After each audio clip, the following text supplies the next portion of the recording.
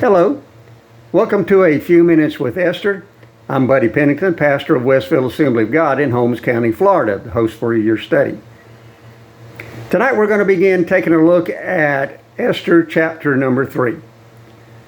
Esther is considered to be the protagonist in a literary sense in this story. She is the individual who is the primary character who deals with the main conflict in the story. The character of Haaman, who is introduced to us in the 3rd chapter of Esther, would be considered the literary antagonist.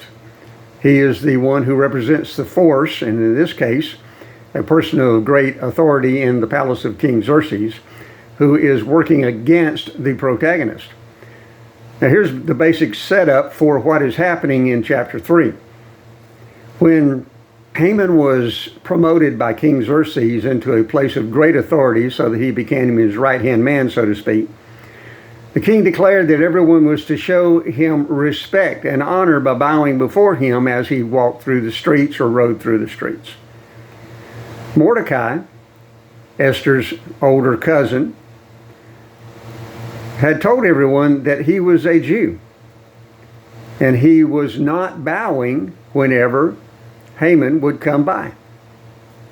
Now, in all likelihood, we're not told this directly, but in all likelihood, Mordecai had told the people that because he was a Jew, he was only going to bow before the Lord God Jehovah. He would not bow before any man. Very similar to what Shadrach, Meshach, and Abednego told King Nebuchadnezzar. Well, in this case, Haaman would ride by, Mordecai would not bow. And the other people involved in watching the gates of the king's palace and giving advice to individuals began to question among themselves what is going on here, because Mordecai is not bowing. So they took this issue to Haaman to try to find out whether or not Haaman was going to allow this lack of reverence from Mordecai when everybody else was bowing to him. Haaman became incensed over the idea that Mordecai was not bowing.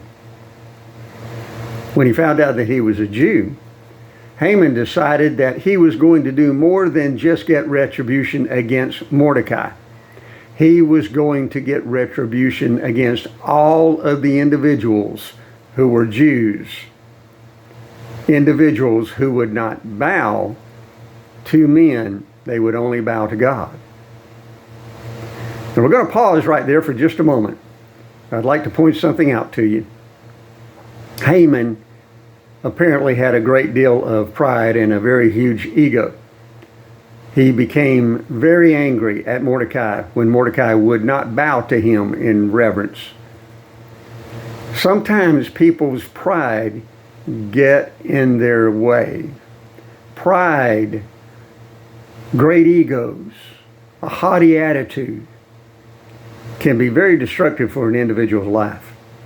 Proverbs tells us that pride goes before destruction, and a haughty attitude, a haughty spirit, arrogant spirit before a great fall.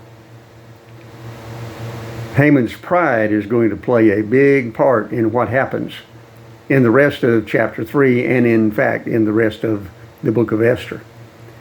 Allow me to encourage you about something here. Anytime you feel that you have pride welling up inside of you, stop, take a deep breath, and look at who you are in the scheme of God's overall plan in creation. Live in meekness and humility, not in pride, because pride will bring a downfall to your life if you cannot control it. We're going to see what happens with Haaman later on because of his pride. It's my hope that as we continue our study of the book of Esther, it will be a blessing to you. Allow me to encourage you to visit our Facebook page, which is Westville AG at 2513 Cypress Street. I also encourage you that if you have questions or comments, please leave them in the spaces provided for that on our blog. May God richly bless you until next time, whenever we get together for A Few Minutes with Esther.